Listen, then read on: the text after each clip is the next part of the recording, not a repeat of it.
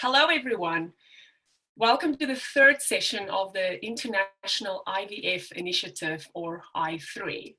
It is our honor to provide you during these unprecedented times with a platform for continued education and collaboration to help you stay busy, productive, and in touch with the IVF community and lab scientists worldwide through webinars and online materials in an array of relevant topics. And the best part, it is all free, our way to acknowledge the hardship that many of you are currently facing. We would like to encourage all professional organizations, if you haven't already done so, to join this initiative and partner with us, like several local, national, and international groups have already done.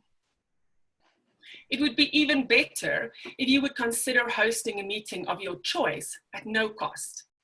As a reminder, we are a neutral organization with the prime mission to serve you, the reproductive community.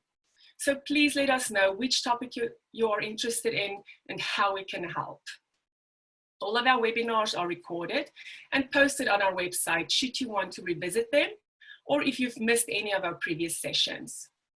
We can be reached via our website at ivfmeeting.com, or you can email directly to contact@ivfmeeting.com. I am Liesl Nel-Themaat, and I am thrilled to be your host for the next 70 or so minutes. So good morning, afternoon, or evening, depending on where in the world you are. I am joined by Alex Parker, the CEO of Custodian, who is an expert in artificial intelligence and who will be my sidekick, handling the questions and answers. Hi everybody, I'm Alex Parker, and as Liesl mentioned, I'll be handling the questions and answers. So if you do have any questions during the presentations, please ask them in the Q&A section of the Zoom call. We will have 1 or 2 questions after each presentation, and then depending on some time, maybe some more questions after all three presentations are finished. Back to you, Liesl. Thank you, Alex. We are also joined by a distinguished group of 28 panelists, all specialists in our field, who will help answer questions from the audience. Specifically, our panel today includes 2 experts in artificial intelligence, Dr. Carol Kirchow, founder of Art Compass, and Daniel Gilbao, founder and CEO of IVF. So rest assured, your questions will be handled by a very qualified team. Please note that all questions, as Alex mentioned, to the speakers must be asked through the Q&A feature. Do not use the chat function for questions, as our panelists will not be checking that, and will only respond to questions asked in the Q&A feature. Submitted questions will be answered either verbally by the speakers or in writing by the panelists. Also, if you have previously emailed us questions from former sessions, we are working through them and will be answering them in email shortly. Now, the last time I checked, there were over 1,600 people registered for today's session, which indicates the interest in our topic, which is artificial intelligence, or AI. Coming from an animal reproduction background, for myself, and I'm sure many of you, until recently, AI stood for artificial insemination. So my current fear is that I might walk into my lab one day to find someone trying to do an IUI into my computer. So I think it is of utmost importance that we all learn the difference between the AI of yesterday and the AI of today. So without any further ado, I would like to introduce our speakers. First, Dr. Dean Morbeck from Fertility Associates in Auckland, New Zealand, will give us an introduction on artificial intelligence and its use in IVF. Next, we will have Dr. Mike Lodge from Cooper Genomics in Houston, Texas, who will discuss the use of AI in PGT-A decision-making. And finally, we will hear from Dr. Alejandro Badiola-Chavez from New Hope Fertility Center in New Mexico to tell us about AI and embryo selection. Their disclosures of affiliation can be found on our website in their biographies. And as for myself, I have nothing to disclose. So with that, I'll hand it over to Dr. Dean Morbeck.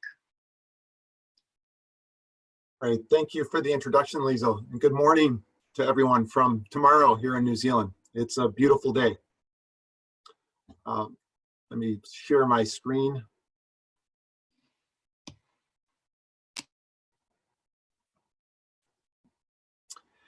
And my role this morning or this evening or whatever time it is in your part of the world is to provide an overview and maybe more of an interpretation of this new thing called artificial intelligence in assisted reproduction.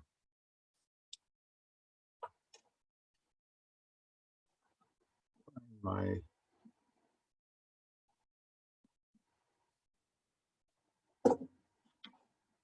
we go. So here are my disclosures.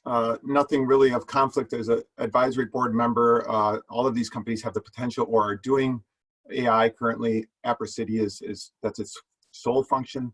I'm associate editor for some journals, and I just want to highlight Fertility and Reproduction, which is a new journal from the Society for Assisted Reproduction Initiative in Asia. So Aspire, and it's new, and all of my colleagues in Asia are probably asleep, or it's 3 or 2 in the morning and they're still up.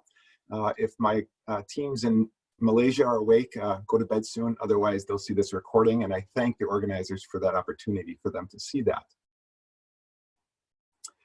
Now, I show this image of the north face of Mount Everest as a metaphor for where we stand currently, and also where we've really stood all along with the challenge we face providing optimal care to our patients. It's really a challenging field to work in, to actually give a good positive outcome to patients with all the different challenges and tasks that we have to perform. So AI is really this new thing, and we look at a mountain of a challenge to say, how are we going to introduce it and use it, and how is it going to perform over time? And all we have to do is look back 30 years ago and imagine what it was like at that time, which is really similar to the time we're facing now with the use of AI for these two really massive developments in our field. 1990, when Alan Handyside first published on doing genetic screening of embryos, as well as in 1992 with the first report of ICSI from Palermo and colleagues. And so, you know, that was really life-altering events for both ourselves and how we practice and for our patients. If we look at the number of keyword publications for each of these, you'll see that they actually had very different trajectories, which provides us a little guide in perhaps what can we expect next and why was there a difference. With ICSI, it was a relatively easy technique that wasn't high technology. You know, micromanipulators have been around for a while, so it was easy to adapt that into the laboratory and start using it. Whereas we know very well that PGS has really had a challenging history to get to the point where it is now, and it really relied on technology to catch up to the idea and allow this to happen. So we expect AI to fall somewhere in between these two. We know it's going to take off quickly because computing power is readily available. So my role this morning is really just to provide an overview and introduction to this idea of artificial intelligence. And I need to start with really some definitions. It would be machine learning versus artificial intelligence. Now I'll start by saying I'm not an expert in either of these. And I actually leaned on my good colleague, Nick Knowlton, who is at the University of Auckland.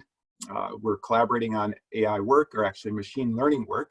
And so he helped me to make sure that I had these definitions correct, because it can be confusing. And you'll see on some of the papers that have already been published, they either list machine learning or artificial intelligence. Now, the image on the left shows you a credit card, and that shows you that machine learning is already being used every day, every minute by the banks to make sure our credit cards aren't being hacked and used fraudulently. And so what we know is that if the bank sees abnormal behavior, sees a pattern that isn't consistent with what you normally do, the machines have figured out how to detect that at a very high sensitivity and thus give a report. And suddenly you get a call saying, hey, your card has been blocked because there's been fraudulent activity. So the definition then is that machine learning is the statistical models used for prediction of an outcome or an event. So that's a single point. Now, these provide tools for AI. And when you look at the car on the right, which we all are going to recognize, that's artificial intelligence, that uses countless different detectors that are looking at signals and having to make an interpretation of the signal based on machine learning. Machine learning is just one of them. So the definition of artificial intelligence is that it yields intelligent machines that use multiple tools, including ML, another acronym for us to remember, to react like humans. I'll provide one more infographic, and actually Nick from Auckland here shared this with me, and I think it's just a really nice summary of these different terms that we come across and helped me understand it better. So I thought it'd be useful for you, but we won't go into detail here. So what does machine learning require? Let's start with that. How does this work? What do we need to make this work? Well, we need a defined outcome. And ideally, that defined outcome should be objective. Now, we have an easy defined outcome that's objective in our field. It's a live birth, a healthy live birth. That one is really easy, although we know that machine learning will be used for many other things along the way. It can't all be tied to a live birth. So they're not always going to be objective. Ideally, they are. The use of AI for grading blastocysts is subjective because it requires us to go and look at what is the embryo's grade, and we tell the machine this is the grade we think it is, because obviously we're subjective, and the machine has to learn based on our subjectivity. This is analogous to when you look at the credit card industry. If it was the banker who looked at all the records and said, I think this is fraud, and that, used their judgment on that, and then allowed the machine to learn that way, it wouldn't be as good as if they actually used fraudulent cases. So using blastocysts that actually result in babies, live births, is the more powerful way. And the other thing machine learning needs, of course, is these data for factors that influence the outcome. So we know things like the patient age, just a countless number of variables that need to be fed into the machine to then allow this statistical pattern recognition. And finally, we need big data. We need quite a bit of data for this to work well. So I've shifted now to call this machine learning and the patient journey in ART. And we know patients go through an incredible journey to get to a live birth if they can indeed get there. And along that long circuitous journey are many, many decisions. And that is what machine learning is especially helpful for, making decisions using data, using patterns. And so I'd like to now just share with you some examples of where machine learning is either applied currently or can be applied in the future and hopefully make this journey better. So what are the candidates for machine learning? And I listed some here. There are many more, but obviously chance of success with IVF, I'll go into that a little more detail. Optimal yield of mature oocytes. If we could actually pick a stimulation and how to monitor and manage that stim, that would give us the best outcome as far as number of mature eggs, OHSS, oocytes, semen, embryo, laboratory performance, patient dropout. That last one, I just want to make one point because it's so outside of what we normally think of. But one of the reasons why many patients don't become pregnant and have a baby and have success is because they get exhausted and they drop out of treatment early. If we could use machine learning to determine what are the factors that a patient and a couple brings to the clinic, and then be able to intervene if we can detect that there's a reason that they might be at risk of dropout, perhaps we could help patients stay in treatment longer. So here are a few more examples in detail that are really relevant to us in the laboratory as embryologists. So the first one, which says chance of success with IVF, that is obviously already being done. There's many different tools on the internet that patients can use to tell whether they have a high chance for success or low chance, and that puts in inputs which include age, AMH, so patient factors. And that's currently available. And while the majority of them are designed with traditional statistical methods, there are a couple, including one from EPRCity, which is based on machine learning. So we'll see machine learning become more and more in vogue for this type of work. The next one is the oocyte. And I'll just focus on how we are doing more and more egg freezing. And imagine how wonderful it would be to be able to tell a woman who's frozen her eggs that the chance of those eggs to make blastocysts is X. And really, that's all we can do at this point with machine learning, that is a objective measure. The oocyte survives, so it's got cryocompetence. It develops to a blastocyst that's usable. That's data that we have a ton of, and we have the images of the oocytes. If we could predict that at the time of freezing, that would help in decision-making for that patient. The next category is embryo viability, which is what we'll focus on mostly today with the speakers, and what, of course, we're interested in as embryologists. Patient factors are inputs. Morphokinetics, so time-lapse data. It's hard to believe that time-lapse data won't be important for influencing the decision on which one's the best embryo. Metabolomics are exciting. They're coming back in vogue, another area. And then the two speakers today will have the image analysis by Alejandro, speaking about blastocyst assessment. And then finally, refining how we do genetic testing will be Mike Large to talk about PGT-A and how machine learning can be used in that space. And then the last one is laboratory performance, which is near and dear to my heart because we really spend a lot of time trying to track when things don't go well. So really the outcome to predict is laboratory performance that isn't good. When does it go bad? And we can use embryo images. We can use KPIs, similar to the paper we published in Human Reproduction last year. And daily QC, we have apps now that allow us to capture big data of all of our equipment and thus have a ton of data for the machines to learn. And of course, then these are all in development. So I've changed the image now to a couple, and hopefully in the future, that will be in something like a smart car, an AI art smart car that will help them and guide them on the journey to get them to that baby faster and with less treatment and better decision making. So I'll end with just a little more discussion about the concept of using AI for choosing embryos, or using machine learning for choosing embryos.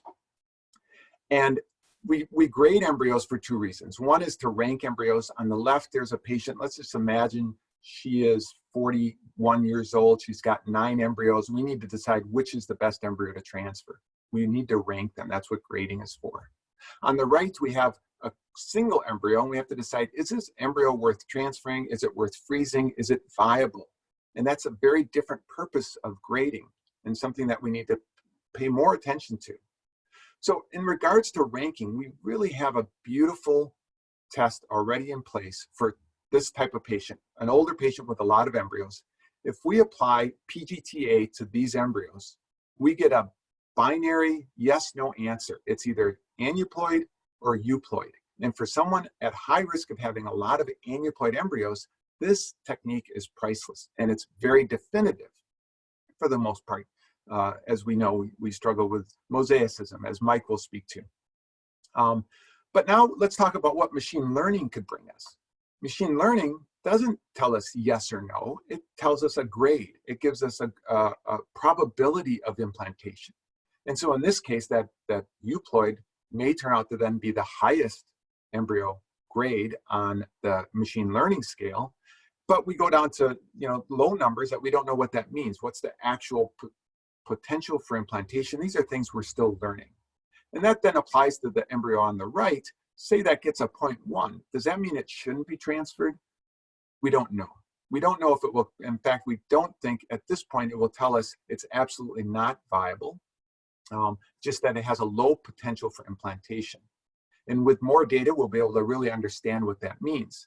The more important part about whether or not it's viable is the fact that embryologists are very different in how they assess these, and clinics are different in how they decide whether or not to use these.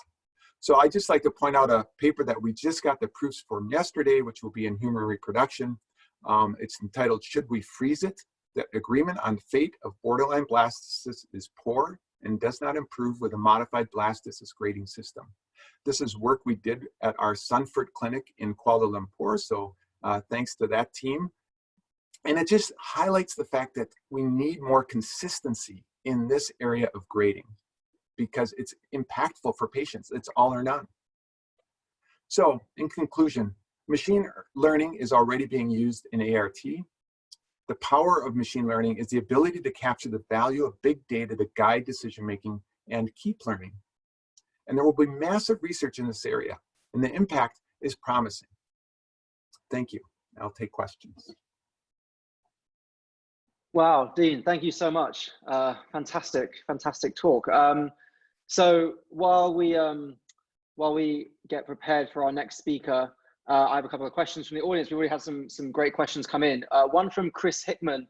Is there any point in predicting embryo morphology grade when we have high prediction capabilities for live birth? Dean, what do you think? So that's a great question, because we know that we're quite variable in our ability to grade embryos. So what does the grade really mean? It's just another way to rank them. And so I don't see a purpose of relating the machine learning to the grade of the embryo. It's really live birth, other than the potential for those low grade embryos. Can they be more consistent? And so no, I think the answer would be that it's not really critical to have a link to the grade, other than maybe explaining to patients or making it more sensible to us. Fabulous, thank you so much. And one quick question before we move to Mike. So just in New Zealand, I'm sure many of us haven't even visited New Zealand. Just give us a quick description of the IVF market there and how it compares to maybe the US, and how advanced is New Zealand and Malaysia in AI in the ART sector? Yes, so we're quite similar to the UK in terms of our model, in that we've got a lot of private patients. The majority are private patients, but we do have a public component here as well. We do about 70% of the IVF here at Fertility Associates. We have 5 clinics throughout the 2 islands, so I get to bop around the islands, which is really nice, and especially now, although we are restricted to our homes as everyone else is, I think. Your last point was AI use. Yeah, so we're working on models. We've done some work already. We did work with Life Whisperer, and we're doing work now developing some additional work, and again with Apricity. But nothing that's actually being used currently. Fantastic. Thank you so much, Dean. Right, Liesl, back to you. Thank you very much, Dean, for a great presentation and great questions from the audience.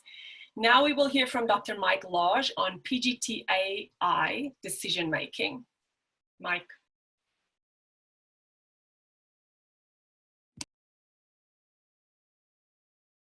Hello, everyone.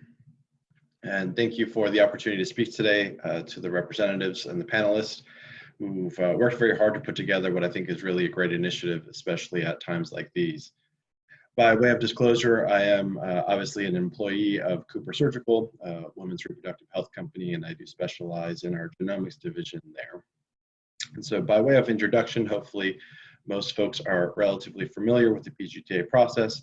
But I'll summarize by saying that we're focusing today on PGT-A chromosome testing for copy count, most often done on trophectoderm biopsies. Also, hopefully familiar to most people is PGT testing.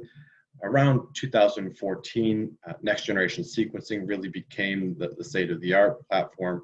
And really what's done in this technique is sequenced DNA reads are normalized across the genome, allocated to bins as represented by each little green dot here. And we can see the chromosomes in order somatically here, with the sex chromosomes on the end. And on the y-axis, we have our copy number variant. And we can trace along these profiles and see 2 copies of X, euploid female, 1 copy of X, 1 copy of Y, euploid male. Relatively straightforward. And so I could quiz the audience here, and if we had active participation, I could say, do we think that this is a euploid male or a euploid female? And hopefully most of you would see that it is in fact a male, but actually we see there is a loss of chromosome 22 here. And so it's not euploid at all. And so first thing I wanted to point out is that there's a limitation of subjective interpretation, which is interpretation error. Second, I want to point out, Dean touched on for a second the concept of mosaics.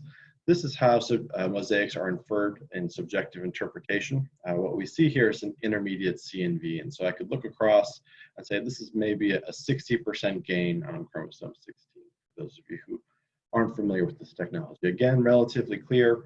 relatively easy to understand.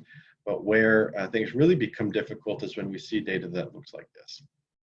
And so the challenge of the subjective operator is to decipher which of these blips and signals may actually be molecular noise versus potentially which of these signals could be, in fact, mosaics. And so after looking at tens of thousands of these profiles over the better part of a decade, we really started to realize that there were some limitations, and we found it to be unfortunate that we had such sophisticated data like next generation sequencing that was being converted into images like this for a really subjective interpretation with little standardization and no way of knowing the truth. And so it was a couple years ago now that we set out to come out and employ some of the latest statistical models, machine learning and artificial intelligence to develop our own PGT-A platform. And so looking at some of the design and some of the unique features in the approach that we set out with is many of the platforms that came before this situation were really focused on smaller data sets. And so embryo biopsies are difficult to get a hold of, and there are many limiting factors. And so on top of that, we often use cell lines because we believe we know what the makeup of a cell line should be. And so in contrast to models that have been built on a dozen or a couple of dozen samples, maybe half of them cell lines, we started off with our biggest differentiator was to utilize sequencing data produced from biopsies that we subsequently knew went on to produce healthy outcomes. And so in that circumstance, and I'll show in the subsequent slides here how we were able to leverage that, but really we wanted to make sure, because we know that the DNA is packaged differently, our ability to sequence it differs between something as clean and pure as a cell line versus a couple cells in a trophectoderm biopsy. And so we wanted to use true samples that represented what we would be seeing. And on top of that, we increased the order of magnitude by 2 orders of magnitude here, starting with over 1,000 embryo samples. And this allowed us to really develop the model. And then one of the questions I get most commonly is, if you're going to rely on a computer to make your medical decisions, how do you trust it? How did you know that you're ready to move on? And really, we had our own reservations, and in that way, we reviewed over 10,000 different biopsy sequencing results one by one to ensure that the machine was performing as we had hoped and as we had intended. And so really the objectives in that design were to develop a statistically robust system. We wanted to use mathematics and an automated standardized system to do our calling rather than rely on subjective interpretation. We hoped that by doing this, we would improve our accuracy. And of course, we could eliminate human error, which can be an issue with interpretation and transcription. So going back to those plots, here's my own PowerPoint demonstration of what those plots are. And we can see in this sample that there are some blips and signals that deviate from that 2-copy line. However, because I know that this embryo this biopsy came from an embryo that resulted in a healthy outcome, I'm able to disregard these signals as noise. I know that they aren't physiologically significant. Similarly, here's embryo number 2. It has a different set of patterns of deviations from that 2-copy line. But again, I know that there was a positive outcome downstream of this, and so I know that I can disregard those signals. What we do ultimately is then we begin to stack these. And so here's the stack of embryo 1 and 2, and we begin to get a pattern. And this is where we overlay that 1,000 embryo set. And really what we're striving to do is establish the normal distribution of signals that we see. It's important to note that in a unbiased setting, we would expect that our reads would be distributed normally across the genome. But because of various differences in the way DNA is packaged, GC content, repeats, and other features, we actually get a non-even distribution of signals. There are also other factors that can impact the noise. And so while this approach here, we demonstrate the full distribution of signals at any given allele across the genome that we can associate with a normal outcome, we also, in our machine learning and AI approaches, don't have to utilize the full 1,000 sample set. We can look for regions across the genome that are behaving similarly to our experimental sample and then choose, based on some modeling and best fitting, which samples we should be comparing our reference to. And so in practice, what we actually see is here on a live sample. Again, there may be some regions here that stick out, potentially more in catch your eye, and as we're trying to distinguish which of these peaks might be real, if we overlay on top of that reference data set, what we see is the peaks here don't distinguish themselves. There's no difference here, and I know that I can disregard these as fitting within the normal distribution. In contrast, the signals that present themselves here do in fact differentiate, and I know that I can call that with confidence. And so that's the overview of how we set up the model, a little bit about some of the basics of machine learning and some of the underlying guts of what happened. And so machine learning really started, and some of the classic didactic examples go to computer vision and image processing. And so if this were a handwritten 9 and I wanted to train the computer, this is the example that we would go through. And the first thing that you have to do is segment your data. And so in an image, we segment our data with pixels, and we look within each pixel for light intensity. And that's what's indicated here. The higher the number, the closer to 100% intensity tells us how much light that is. In machine learning, we call that activation state. Now, the parallel, the analog that we use in genomics is instead of pixels of an image, we use bins of a genome. So these are artificial boundaries, most often 1 megabase of our 3 billion base pair genome. We define that as a bin, and then our activation state isn't light intensity, but of course it's DNA sequenced reads. And we can then look at our read distribution across bins and begin applying our machine learning techniques. And really what happens, this first layer, our bins, are known as the input layer. The bins are the pixels here. They funnel into what's known as a perceptron. And this perceptron can then be tuned to determine the activation status. And so the real benefit of this type of modeling is the ability to apply weights. And so the activation states are our observations, and the weights are the extent to which the actual pixel or node is giving us an answer that's representative. So there I'm showing the basic fundamental concept, but machine learning often involves multiple hidden layers. And so in this diagram, we have our input layer, we have our output perceptron, and we have 2 hidden layers. And the way that the learning component of machine learning really involves was in the very first iteration, the machine will actually produce incorrect associations. And in a supervised setting, we know that this input, for example, should give us a healthy outcome. This should be classified as euploid in the case of embryo genetics. What the machines do is then they go back and they adjust the weights, and they dial in and tweak in ways that a human brain might not even understand, but ultimately they establish the best circumstance of weights that fit across the entire data set to give us the best representation. And that's where the true learning comes in.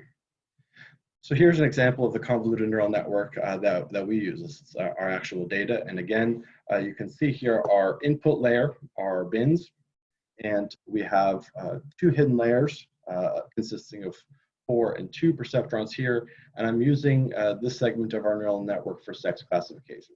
And sex classification is actually a little bit more tricky from a computer sense than you might guess, because in the somatic chromosomes, we know that 2 copies is the appropriate copy number. But in sex chromosomes, you can have various different copy numbers be associated with, in one sample, a normal outcome, and another sample, an abnormal outcome. And so perhaps the best example of that might be XXY in Klinefelter or XXY in triploidy. So again, in that circumstance, the actual full chromosome number is the same, but one of those is in the context of a diploid genome and the other is in the sense of a triploid genome. And so what the neural network actually does is it looks at bins across the entire genome, and it's able to make those read copy inferences and make the appropriate classifications. So it's really a very powerful tool that we're fortunate to be able to deploy. We were able to utilize this model for about a year or so now, and we've gone on to look at the impact it's had in our classification rates. And this is where we're actually really excited. What we've seen across the board, across all age groups, is an increase in euploid embryo classifications. This has come predominantly at a decrease of mosaic and aneuploid classifications. I do want to take a second to highlight that while this seems to be a one-sided shift, a gain in specificity, we actually did see a gain in sensitivity as well. In other words, there were small deviations in the context of a noisier or poor quality sample that the human eye wasn't able to pick up, but the machine was able to decipher that this was in fact a difference that should be called. And so we had gains in sensitivity and specificity. It just so happens to be that the gains in specificity exceeded the gains in sensitivity. So we see an increase in euploid classifications as a net sum, but we did see an increase in accuracy. And when we look at the impact of these euploid classifications changing, what we were able to see is, most importantly, increase in the number of patients with a euploid embryo available for transfer. This was statistically significant, and at first it feels a little bit like, a few percent doesn't feel like a very large number. But ultimately, we had an average of 4% increase in the number of patients with one euploid available for transfer. And in our hands, that equates to 1,000 patients over the course of the year. And so that's an impact that we think is really important. The IVF journey is such a long road, and to have something available for transfer with the best outcome is the objective. And we're really happy about the impact that we've been able to have on those patients. The part that gets me most excited is really this is just the beginning. And so there are lots of things that we'd like to continue to do. Some of them we've got a good start on. And first is we want to feed AI more data. So an off-the-shelf software system really doesn't benefit. It's trained, it knows, it looks in a very static way of what to look at. And you can feed it more data and the answers are going to change. That's not true with AI or machine learning. Those sort of algorithms thrive on more data. And so the first thing that we really wanted to do was increase our sequencing depth, because ultimately we're doing very low pass sequencing. And so far, we've been able to increase our sequencing depth by 10x to feed the system much more data. With that, we've started to be able to interpret SNPs, or single nucleotide polymorphisms. These data are being fed in a couple different ways. For starters, they allow us to confirm and reject aneuploid signals. So this better helps us distinguish a signal from noise. And also we can gain indications of contamination, which can potentially be overruled or looked through. Also, in some settings, though not always required, we're able to incorporate parental genomes. And this, again, can be leveraged. What we're working on now is factoring in more data. And so we'd like to add various different sorts of metadata, whether that be the patient age, potentially the IVF lab. We know that different labs, in our experience, produce different quality biopsies. And that can even be as simple as biopsy practice. Some labs biopsy only the best embryos, some labs biopsy every embryo. And if the computer knows which lab the embryos are coming from, it may be able to make adjustments. That may also include the operators involved, which could be the embryologist or the PGT technician. One of the most important things that we want to feedback and always be training and learning as the system will continue to grow is the feedback health outcomes. This is especially relevant when it comes to mosaic transfers. We want to know, in the past, I went through some of those signal versus noise issues. Were those truly mosaics? Should the machine be considering this something worth risk? And so it can only learn if we feed that data back. And then a little bit more in the weeds are things like genomic correlations. And so I touched on it earlier, but a similar region of the genome in size will not sequence the same exact way. And so we can know that based on the identity and the makeup, whether that be GC content, the amount of repeats, if it's a region known to be actively open or part of transcription, those regions should act similarly across the genome. The machine can learn and adjust signals based on that, further increasing our noise process. And then ultimately, if we were doing this without computer-aided tools, one of the solutions might be to build these reference sets that I went through earlier with each center and say, okay, you have your own center. But going back to these metadata factors, we think that there's an opportunity for, in an automated fashion, the system to produce some of its own custom analysis and make adjustments and tweaks based on what it's anticipating to see. And so with that, again, I'm Mike Large and happy to answer any questions. Thank you so much, Mike. Fantastic presentation. Yeah, we've got a fair few questions coming in from our attendees. One from Hydron Kobernik. Sorry if I butchered your name there. We are still dealing with people who do not comply with the rule norm, whose embryos do not fit into the grid of evaluation and who would never get pregnant with AI. Their embryos always get below average gradations and can still lead to pregnancy. What about this 20% of patients? So I think that gets back to the concept of, and really, so we call this test now PGT-A, testing for aneuploidy, but prior it was called PGS to indicate, harkening back to that this is a screening test. And really, in some ways, and a lot of people who are opponents to PGS like to say that if you just transferred all of the embryos, eventually you would get the same outcome, and we think that's true. But what screening does is that it gives you information that you can use to prioritize your transfer. And it can mitigate risk and it can shorten the time to pregnancy. And so certainly, I would, if I put myself in a patient's shoes, I would have a very difficult time saying, I have embryos available and I'm not going to use them, right? And so I can appreciate that circumstance, and I would have a hard time as a physician saying, never use this embryo until there was proof that it didn't work. But I think right now the tools, what I see, and we'll see in the subsequent talks, they're really striving towards maximizing the outcomes, trying to shorten the time to pregnancy, and doing our best to help get healthy outcomes. Fantastic, thank you. And one more from BK Gangrade. Are there any instances where you have to override the interpretation, say for a biopsy sample that you get from machine learning? No, so there was components of that in the early stages in development where we weren't sure that things were tuned appropriately, or it may have been finding patterns in certain regions of the genome. And during development and validation, we had to make some tweaks. But from there on, we go back to, we don't think that the human readers in subjective senses are any better than the machines, and we favor the statistical models. And so no manual overriding. Fantastic, how exciting. Okay, Liesl, back to you. Wonderful talk, Mike. It is truly amazing how much progress has been made in PGT-A technology in general over the past few years. Last but certainly not least, Dr. Alejandro Badiola-Chavez will talk about AI in embryo selection. So hello, everyone.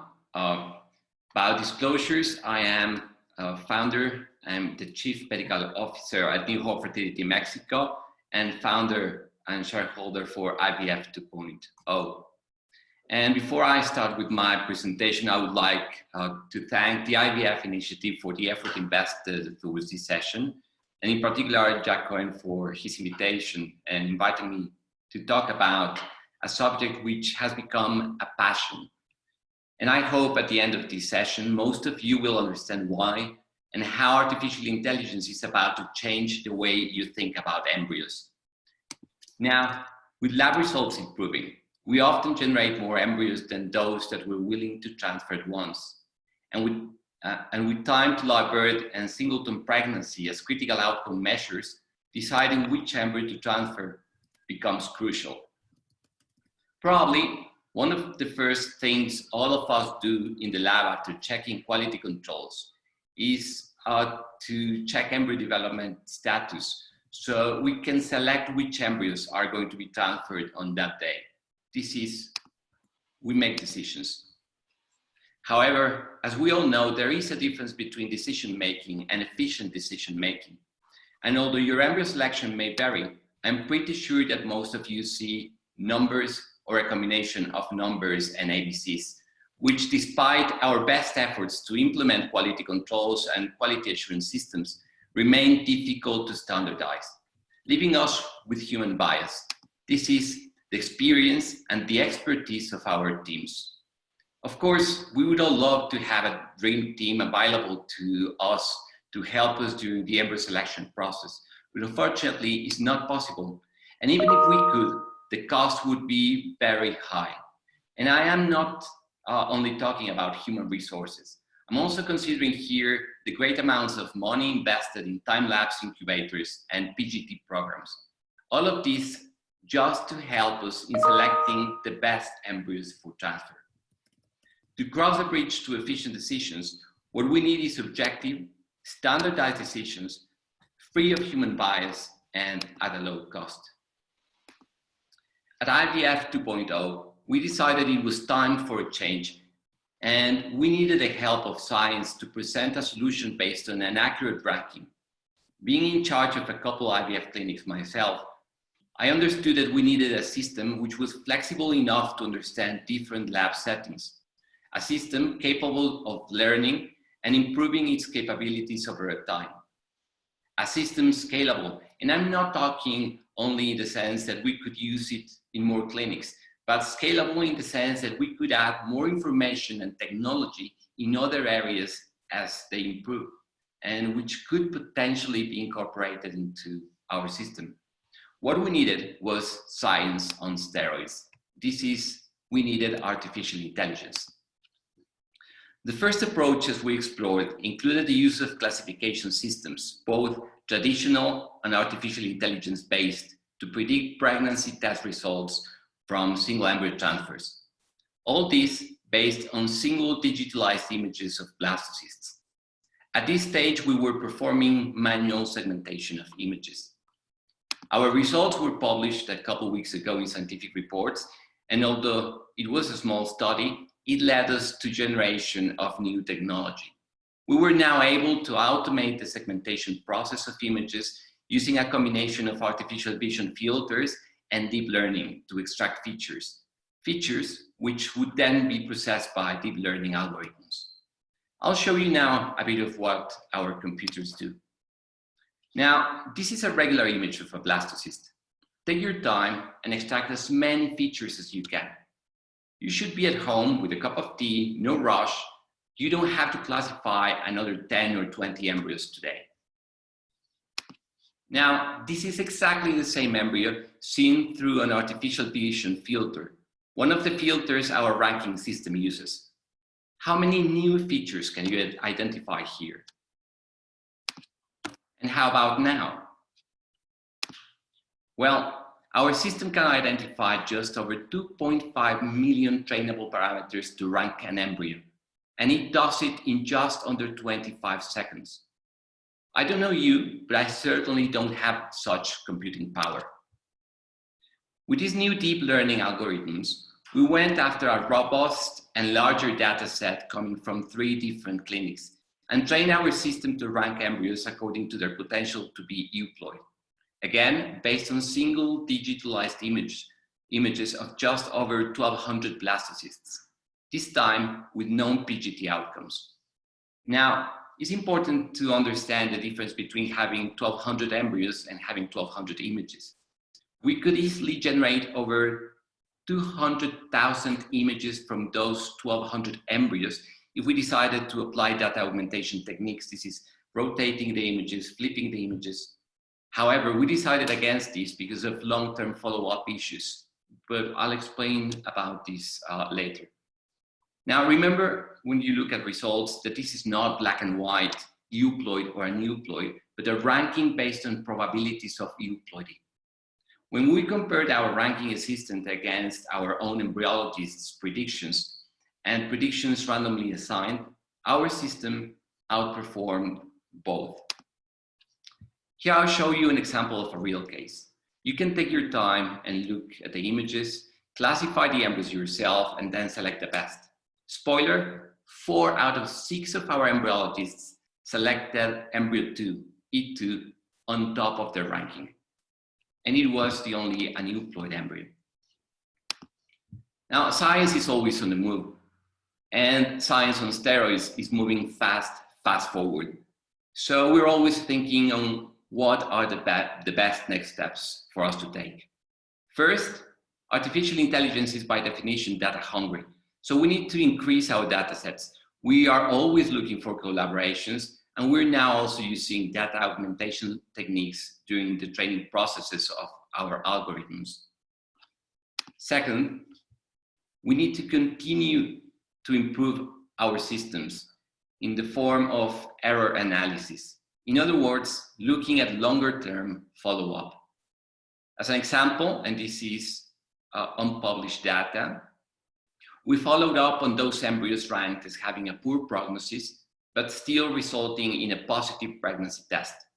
It was outstanding how 57% of these pregnancies ended up in miscarriage. This in contrast to the 89% ongoing pregnancy rate per positive pregnancy tests across the new whole fertility clinics in Mexico. Okay, it's only 27 pregnancies, but still outstanding for now. Third, we're currently working to incorporate other non-invasive approaches into our embryo ranking assistant.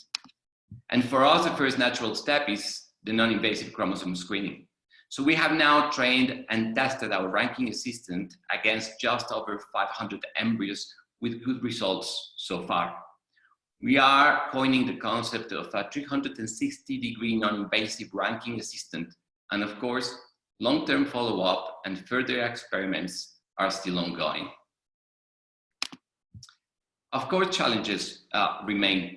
And although one of the strengths in our approach is that it works with a single image taken under most lab settings with almost any microscope and camera, I mean, this is what it was trained for, we're still looking to incorporate morphokinetic information when available into our algorithm. And we're looking to collaborate with the Hewitt Center for Reproductive Medicine in Liverpool for this. When the time comes, we have to understand how big data will become incorporated into our assistant and how security needs will continue to increase. AI is a natural step towards automation. And although right now our systems is an assistant to embryologists, we will want to incorporate our AI as part of automated systems and even to use it to train machines on how to select embryos, for example. In conclusion, artificial intelligence is better than magic because there are no tricks, it's science. And results so far present artificial intelligence as a promising tool to assist embryologists during the embryo selection process. I also believe artificial intelligence should be seen as a natural step towards automation.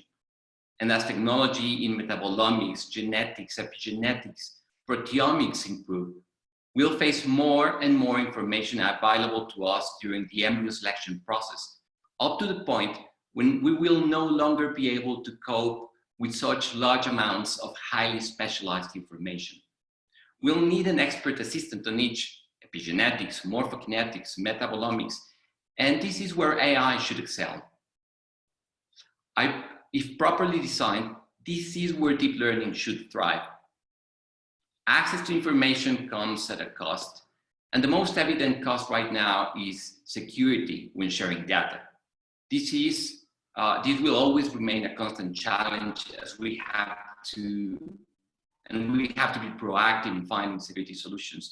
Right now, we're also trying to work with Apricity and their blockchain hub in order to improve how we're sharing data amongst clinics. At last, as I said, AI is better than magic because it's science. And as we all know, there is good science and not such good science. So we must remain critical about it and take the effort to distinguish between the hype and the good tools which will definitely help us bring IVF into a new era. Thank you very much. And let me just quickly introduce you to my dream team. And I want to thank them all, in particular the embryologists in our New Hope labs in Mexico, New York, our mathematicians, Jack Cohen, who is our scientific advisor, Andrew Drakely, Jun Sang, and of course, welcome to the new era of IVF. And any questions? Thank you so much, Alejandro. Fantastic presentation. Wow, 3 out of 3. Really knocked out the park here at I3. One question we have is, where do you see the benefit of AI in IVF in the most immediate future? In which procedures? And then again, following on from that, what are the barriers in your opinion to such technologies to be adapted in the IVF lab? Personally, I think that we all want to understand which of all the embryos that we have available has the highest chance to become a baby. So I think that an immediate application would be this embryo ranking to assist embryologists. Of course, at this point, and before we move into automation, it's just about assisting our teams. Embryo selection, egg prognosis will also help us consult patients about how many eggs they need for freezing in the future, and sperm selection and ranking to improve ICSI is also easy to implement.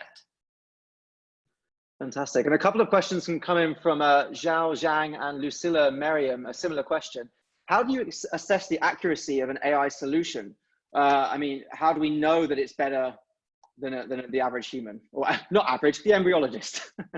Well, first, we have to test it against the embryologists themselves, and then checking how accurate the prognosis is against the prognosis that was given by the embryologist. And this is one of the main reasons why we haven't published up to the point of a live birth. At this point, we believe that there are many variables out of our control and are beyond embryo quality, and which could affect a live birth.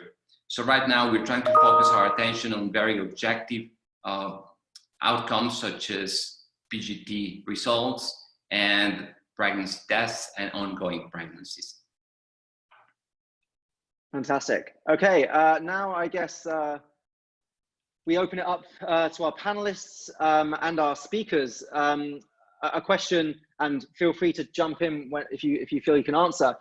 From Rusty Poole, we have, although a baby may present with a normal phenotype and normal peripheral karyotype at birth, these remain the potential for mosaic foci in internal organs that may produce morbidity later in life. How would this complicate developing the AI model?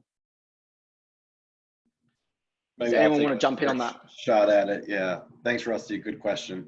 And I think that's where, I mean, typically I talked a little bit about how we trained our system, and in circumstances where I have longer to talk, I'll be very careful and say apparently normal or phenotypically normal at birth, because you're absolutely right. There are things that we don't know how long these or when these things will first manifest, when the given mosaicism may be relevant to some sort of physiological need. And so from that perspective, I think that you know, there's always a need for increased tracking over time. The one thing where we look at as a major benefit is, you know, mosaicism was very difficult to deal with when PGT was first able to detect it.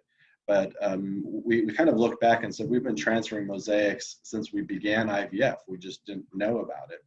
And so certainly as some of these things come back and we find out that there were adverse outcomes in given chromosomes, that can be trained backwards. But more than anything, what we need is good two-way communication between genetics, IVF labs, and outcomes to be able to put those together. Fantastic. Liesl, I hand it back to you. I hear there's something that Peter wants to chime in on. Yes, hi. Thank you, all three speakers, for fantastic presentations.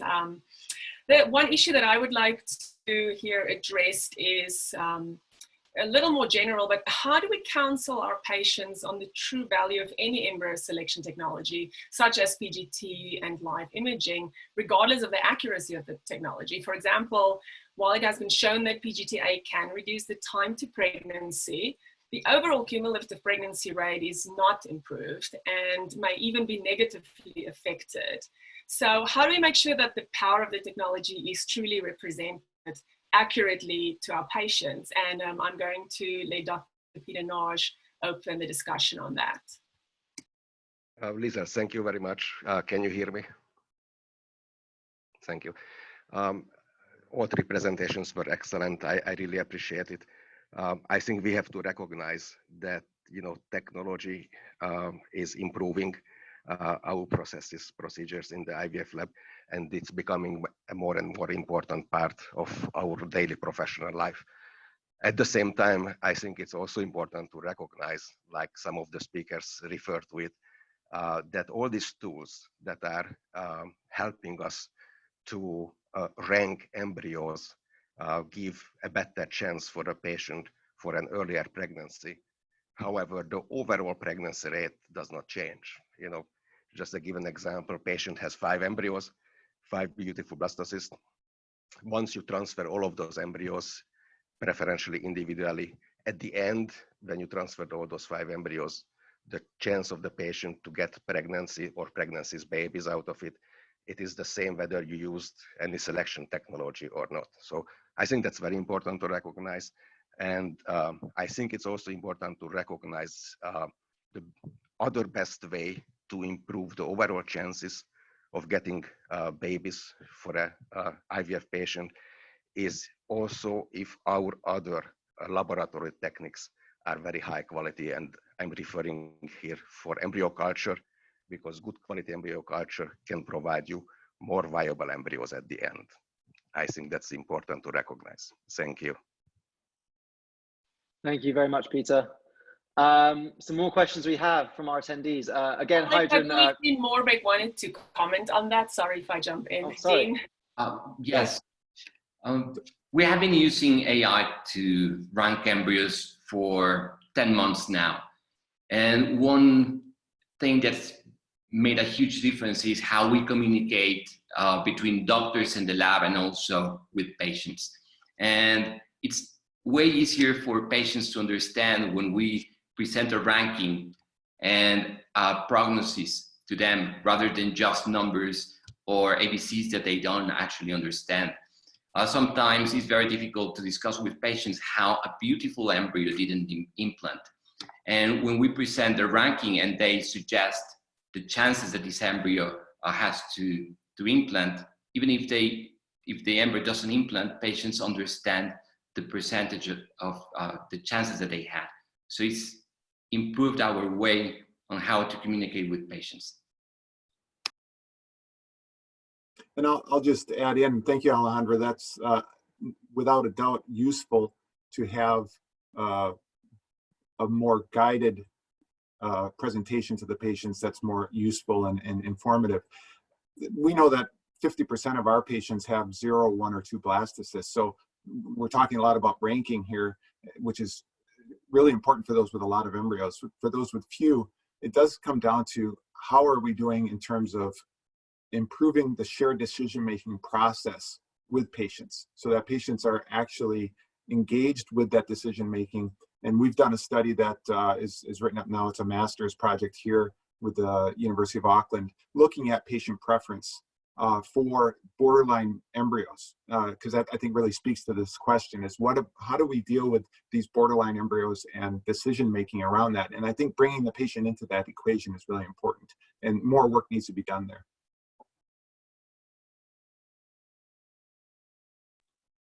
Fantastic. Does anyone else have any more comments on that topic? Okay, great. So I'll go back to our attendees then. So yeah, again, from Hydrogen Kobernik, how is the effectiveness of AI controlled and compared? What is the reference against which the effectiveness of AI is measured? That the time to pregnancy is actually shorter than without AI methods. I think that's probably for you, Mike.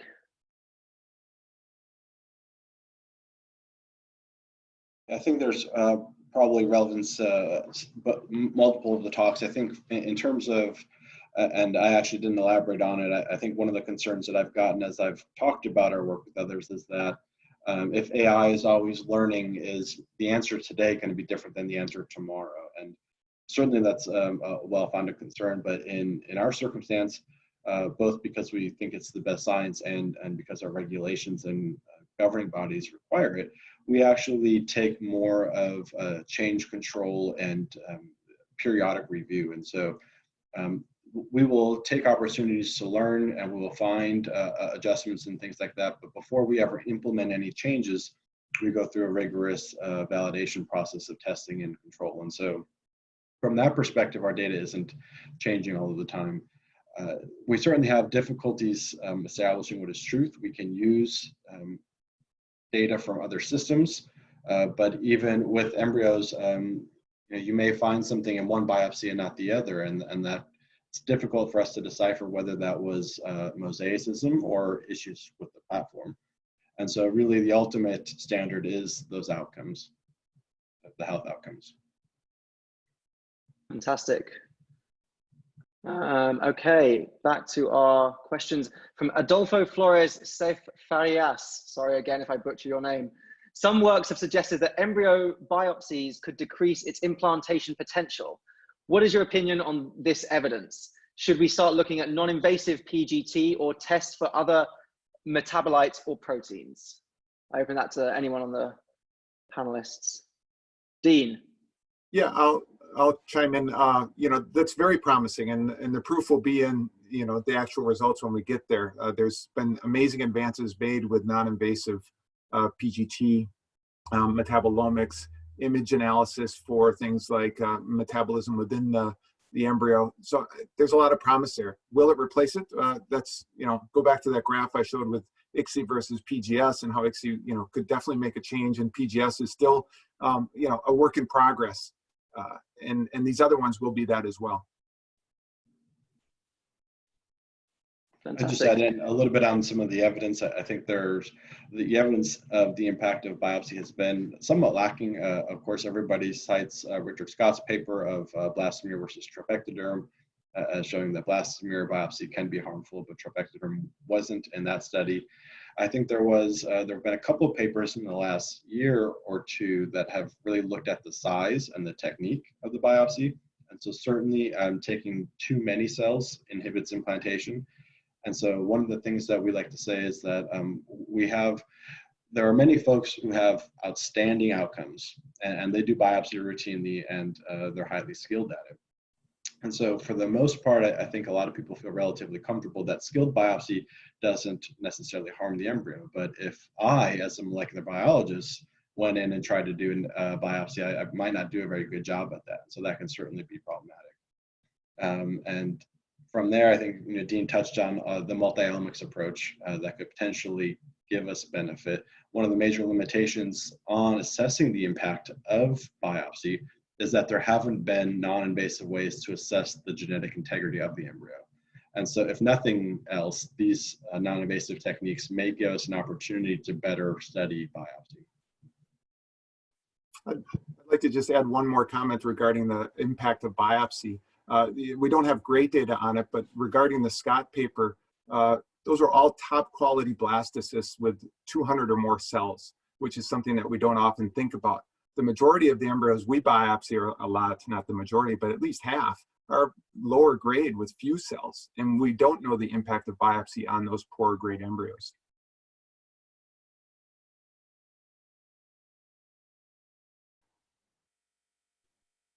Fantastic. Okay, so the next question we have is, oh, it's moving. Should not we first focus on producing the best oocyte during OI?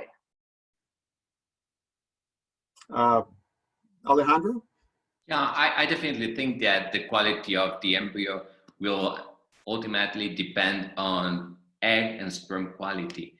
And I presume that at some point, big data is going to help us make decisions on the best stimulation protocol, the best time to stimulate our patients. But I think that this is a long shot still, until we have access to big data. We're working currently on a system called Edwards that is trying to help doctors in making decisions. But again, we need tens of thousands of cycles with outcomes. So it's still a long way to go. And I would just echo that. I think Alejandro hit on earlier that AI doesn't make embryos better, right? And so ultimately quality is key, and certainly anything that can be used to maximize quality and outcomes upstream is definitely critical. Well, I have something else to say. I think that AI is not making embryos better right now. But I think that as soon as we implement artificial intelligence into an automated system, and this system can learn whether this embryo needs more sugar, needs a higher temperature, and automatically regulate the culture system, could potentially improve embryo quality. But again, we will depend on egg sperm quality at the end. I would like to invite our two guest panelists today. Carol, it looks like you've been wanting to contribute. So what is your thought on this? Sorry, can you repeat the question? I've been busy in the Q&A panel answering. No, you were just raising your hand earlier, and since you're a guest panelist, so we definitely want to give you some face time, you know? No, I was just frustrated at the Zoom system because when you start typing the answers, suddenly the question disappears. Well, then sorry to put you on the spot, but do you have any general thoughts for us coming from the industry side? You know, you have the wonderful quality control system that you are applying artificial intelligence to. So any thoughts on that? Yeah, I think, you know, there's a lot of anxiety about, is this going to replace embryologists, or is this going to replace our judgment? And I know from my work on the ground in labs that the hurdles to be overcome before we start using this at the point of care for anything are just so many. There's multiple incompatible data streams. So many practices have a clinical EMR, but they don't have a LIMS system for the lab. There are a lot of clinics that don't take any embryo images at all. And never mind the video that is needed for most AI right now. I know there's a few companies that are trying to develop systems that can work just on images, single images alone, but we're so far away from any of these things. And, you know, personally, I always want a technology that's going to take away my pain points and leave me to be thinking of like the next big thing, or how can I improve this protocol, or what can I do differently to make outcomes better for my patients. If we can have AIs that take over some of this mind-numbingly routine tasks that I might lose concentration on anyway and not really put my best effort in because I'm so bored of doing it, and maybe even give me a better outcome because that's what computers are so well suited to do. Give me all the AIs. Please replace me for some things and keep me for others. Fantastic. Thank you so much for that, Carol. I've just been informed by my father that I say the word fantastic too much, so I'm going to say fabulous instead. Daniela, one of our other panelists, I'm going to direct a question to you, and I have a couple of questions. The first one is, where do we see AI making the greatest contribution to the workflow, and what aspects are the weakest at the moment and could use AI? And the second is around ethics. I have a background more on the AI side than the fertility side. I'm really interested in the ethics coming into fertility, the kind of choices you're going to have to make with the kind of data that you'll see. Daniela, do you have anything to say and comment on about that? Yeah, hi everyone, and it's great to be here. So I think the current success rates are pretty low and are uneven across clinics. And I think that embryological expertise developed at different levels in different clinics. And so AI could bring standardization and bring all clinics up to the highest or the best practice of care. So I think that's the most important thing when thinking of applying AI to the lab. And the ethics issue is something that I think needs to be discussed. I think the IRB and physicians and embryologists and maybe patients should be involved in discussions and be transparent about how IVF was done and how IVF will be done in the future. Yeah, and I think it comes down to informed consent and shared decision-making with patients, always. I might just also add from the genetics perspective, I think there's, it's kind of a double-edged sword in that there's what your system sees and there's what you share with the patient. And what you're sharing with the patient and what they're asking you to identify should always be the priority. And we can really just go back to things like PGT-M as the most classic example. There are some circumstances in which a couple doesn't want to know if they're a carrier, but they know the disease runs in their family, but they don't want to know themselves if they're a carrier because they might have late onset symptoms and those sorts of things. But they don't want to have a child who's affected. And so there are some tricky things like that in terms of the ethics components of how do you report back whether or not they had an affected embryo if they don't want to know themselves. And as we look on the genomic side of things and we begin sequencing deeper and uncovering more, I think it's certainly something that's really important, and it's important that we take our time to set up the framework and have these sorts of discussions in broader groups, I think. Great. So I think that probably is a good point for us to wrap it up. We have, just to let you guys know, about 20 more questions that the attendees have asked, but I think just due to time, we're going to start wrapping up there. Thank you, panelists, for all your fantastic answers. Thank you to your presenters. Liesl, I leave it back to you to wrap up. Thank you very much for the excellent discussions. Great presentations. I'm using Alex's word, excellent now. And it was really, I think, a great success, the session. I would like to now take a minute to give a big shout out to the founders of this initiative, Dr. Jacques Cohen, Dr. Peter Nage, Thomas Elliott, and Shaista Sadruddin. Thank you for the vision and ambition to start this invaluable platform. So audience, please join me and give a gigantic virtual applause to our founders. Thank you so much. I would also like to encourage you again to contact us if you would like to create or submit any website content. This is a joint venture. You can reach us through our website or email us at contact@ivfmeeting.com. If you represent a professional organization, please help spread the word and let us know if you would like to host a session on your own topic, even in your own language. We aim to have this operation active continuously to maximize the value to our community. Also, the recording will be available on our website shortly. And if there are more interest in this topic, we can revisit it in a few weeks. So just let us know. The next session, which will be our fourth, will take place this week on Friday, the 10th of April. The session will be titled SARS-CoV-2 and IVF Revisited.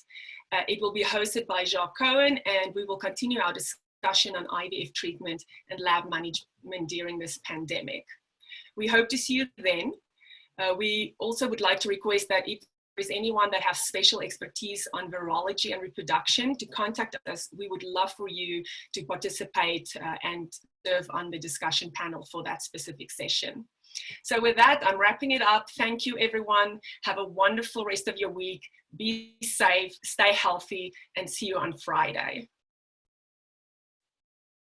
Thank you.